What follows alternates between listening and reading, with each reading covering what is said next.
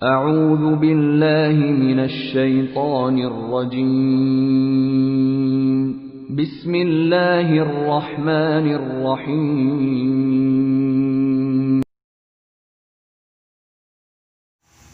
Bismillahirrahmanirrahim. Assalamualaikum warahmatullahi wabarakatuh.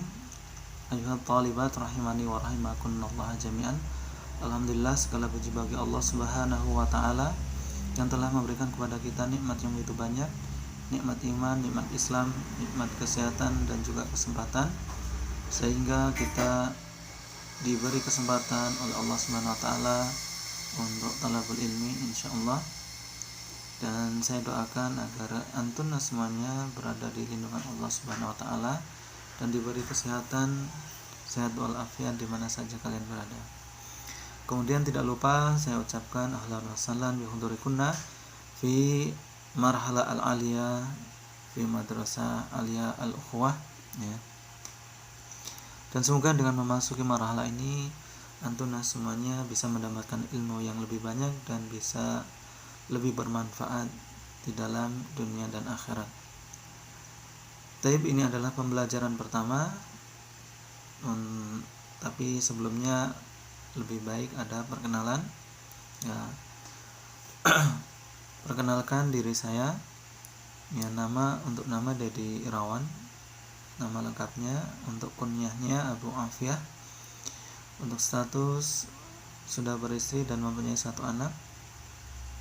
Kemudian untuk lulusan ana lulusan dari Ma'had Ali Imam Asy-Syafi'i Cilacap dan juga Staindo di Jakarta.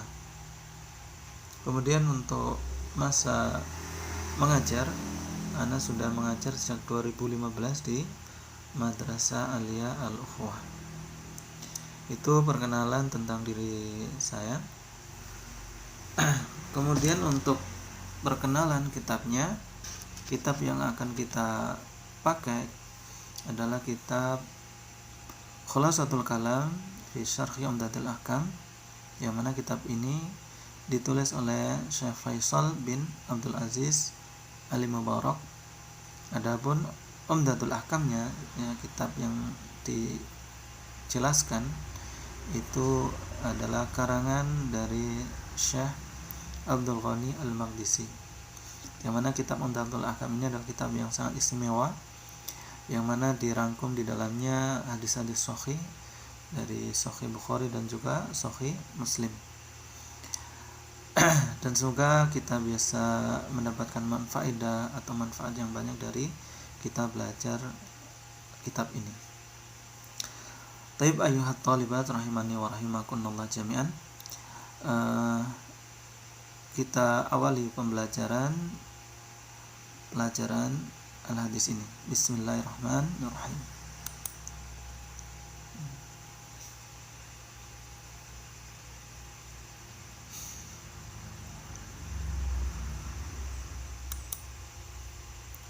Ya, untuk pembelajaran yang akan kita lakukan ini adalah at-thariqah at-tadrisiyahnya, yaitu yang pertama adalah qiraatul hadis wa syarh.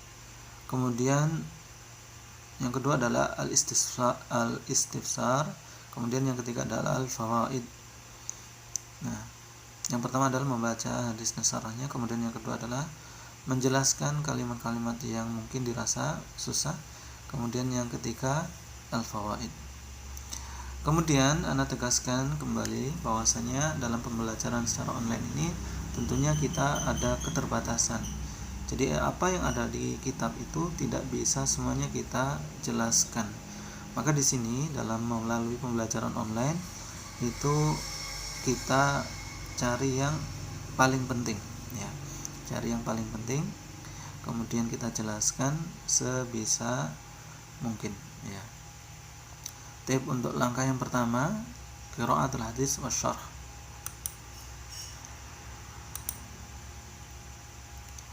Nah, silahkan buka buku kalian, yang mana dalam mengawali ini kita masuk pada kitab At-Thaharah ya, kitab At-Thaharah, yang mana dalam kitab At-Thaharah ini diawali dengan hadis ini. ya. Hadis yang diriwayatkan oleh Umar bin Khattab. Langsung saja akan ana bacakan. An Umar bin Khattab radhiyallahu anhu qala sami'tu Rasulullah sallallahu alaihi wasallam yaqulu innamal a'malu binniyat wa fi riwayah binniyah wa innamal likulli imri'in ma nawa faman kanat hijratuhu ila Allah wa rasulih fa hijratuhu ila Allah wa rasulih wa man kanat hijratuhu ila dunya yusibuha aw imra'atin yatazawwaja fa hijratuhu ila ma hajara ilaihi. Ya. Yang mana artinya adalah dari Umar bin Khattab radhiyallahu anhu, beliau berkata, aku mendengar Rasulullah sallallahu alaihi wasallam bersabda, sesungguhnya setiap amalan itu tergantung niat. Ya. Di riwayat lain itu dengan lafaz mufrad niat. Dan sesungguhnya bagi setiap orang itu akan mendapatkan apa yang diniatkannya. Maka barang siapa yang hijrahnya kepada Allah dan Rasulnya, maka hijrahnya itu terhitung sebagai ibadah karena mentaati Allah dan Rasulnya. Dan barang siapa yang hijrahnya kepada dunia yang ingin didapatkannya atau wanita yang ingin dinikahinya, maka hijrahnya hanya sekedar apa yang diniatkannya itu. Ya, ini adalah arti dari hadis yang pertama ini. Nah, kemudian hadis ini adalah hadis yang sangat agung, yang banyak faedahnya, karena banyak para penulis kitab memulai kitabnya itu dengan hadis ini, karena hadis yang berhubungan dengan niat. Ya, bahkan Imam Syafi'i mengatakan bahwasanya hadis ini masuk dalam 70 bab dari ilmu, karena hadis ini mengandung tentang niat, karena niat itu sangat penting, ya, sangat penting dalam kedudukannya di dalam suatu amalan. Ya, makanya kita harus memperhatikan niat, ya, karena niat itu akan membuat suatu amalan itu menjadi sah atau tidak, akan mendapatkan pahala atau tidak. Maka dari itu ana wasiatkan kepada diri ana sendiri dan juga kepada antunnya semuanya, hendaklah memperbaiki niat dalam thalabul ilmi ini. Semoga dengan memperbaiki niat kita diberi keberkahan, diberi keistiqomahan, dan bisa mengamalkan dengan sebaik-baiknya.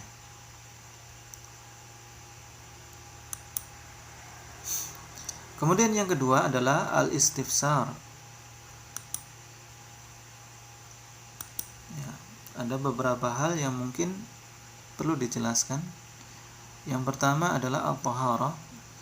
Ya, al-taharah fil lughah at-tanazzu' 'anil adnas wal aghdar, yaitu bersuci dari kotoran dan sesuatu yang menjijikkan. Ya. Adapun secara syar'i, raf'u ma yamna'us shalah min hadasin aw najasatin bil ma'i aw turab inda adamil ma', itu menghilangkan apa yang mencegah sholat, baik itu dari hadas ataupun najis, dengan wasilah air atau debu ketika tidak ada air, itu secara syar'i. Nah, kemudian an-niyah, ya, niat itu secara bahasa adalah al-qasdu atau tujuan, ya, artinya adalah tujuan. Jadi ketika kita dikatakan niatmu datang ke sini apa, itu artinya tujuanmu ke sini itu apa, ya. Jadi niat itu adalah al-qasdu. Kemudian al-hijrah artinya adalah al-intiqal min daril kufri ila daril iman, yaitu berpindah dari negeri kufur kepada negeri iman, ya. Hijrah ini adalah suatu istilah yang dipakai bagi kita kaum muslimin ketika kita berpindah dari negeri kufur kepada negeri yang beriman. Walaupun istilah hijrah ini bisa digunakan di yang lainnya. Kemudian yang ketiga adalah al-fawaid. Al-fawaid atau apa yang bisa kita ambil dari hadis ini. Yang pertama, inna madaral a'mali 'alan niyat, sihatan wa fasadan wa kamalan wa nuqsan wa ta'atan wa maksiatan. Bahwasanya perputaran amal itu tergantung niat, baik dikatakan sah atau rusak, sempurna atau kurang, baik dikatakan sebagai ketaatan atau suatu kemaksiatan. Kemudian asani atau yang kedua, anna an-niyata syartun asasiyun fil amal. Bahwasanya niat itu menjadi syarat yang mendasar dalam beramal. Walakin bila ghuluwin fi istikhdariha yufsidu 'alal muta'abbid ibadatahu. Tetapi tidak boleh berlebihan dalam menghadirkan niat itu, yang bisa seorang yang beribadah itu merusak ibadahnya itu sendiri. Ya. Jadi tidak boleh berlebihan dalam niat. Ya. Bahkan ada yang melafadzkan secara keras sehingga mengganggu orang selainnya ketika dalam beribadah. Kemudian yang ketiga adalah anna niyata mahalluha al-qalb wal lafdhu biha bid'ah. Niat itu tempatnya di hati, dan melafadzkan itu termasuk bid'ah atau sesuatu yang baru di dalam agama, karena tidak dicontohkan oleh Rasulullah SAW. Kemudian yang keempat, wujubul hadar minar riya wa sum'ah. Wajib untuk mewaspadai atau menghindari riya dan sum'ah. Ya, karena kedua hal ini adalah bertentangan dengan keikhlasan. Wal amala li ajli dunya, dan amalan karena niat mendapatkan keduniawian. Madama anna syai'an min dzalika yufsidu al-ibadah. Karena hal-hal itu yang terdapat di dalamnya ada riya, sum'ah atau tujuan duniawi, itu merusak ibadah. Kemudian yang kelima, wujubu al-i'tina bi a'malil qulub wa muraqabatuha. Wajib untuk memperhatikan amalan-amalan hati dan selalu mengawasinya. Ya, jangan lengah. Kita harus memperhatikan amalan-amalan hati kita. Kemudian yang keenam, annal hijrata min biladil syirki ila biladil Islam min afdalil ibadat idza qasada biha wajhallahi ta'ala. Bahwasanya hijrah dari negeri syirik kepada negeri Islam itu termasuk dari ibadah yang utama, ya, termasuk ibadah yang utama apabila diniatkan untuk mencari atau mengharapkan wajah Allah Subhanahu wa ta'ala. Ya. Jadi hadis yang tadi itu ada sabab wurudnya, yang mana ada seorang yang berhijrah ke Madinah, ya, dari Makkah ke Madinah, tujuannya bukan karena ingin mentaati Allah dan Rasulnya, tetapi tujuannya ingin menikahi seorang wanita yang namanya adalah Ummu Qais. Maka dari itu, orang yang berhijrah karena tujuan untuk menikahi Ummu Qais ini mendapat sebutan muhajir Ummu Qais. Ya, orang yang berhijrah karena ingin menikahi Ummu Qais.